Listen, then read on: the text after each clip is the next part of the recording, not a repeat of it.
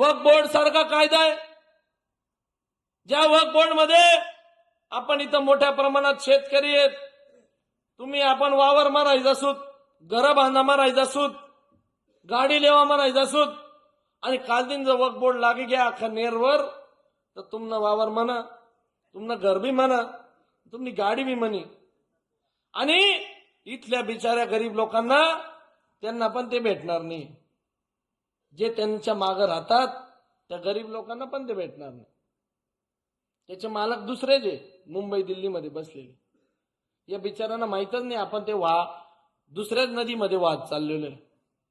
पण तुम्हाला सगळ्यांना सांगतो, या शक्ती तुम्हाला अडवायच्या असतील तर भारतीय जनता पार्टीच्या हिंदुत्वाच्या विचारावर हा आपल्याला जोपासावा लागेल. या हिंदुत्वाच्या विचारावर आपल्याला चालावं लागेल. जे बांगलादेश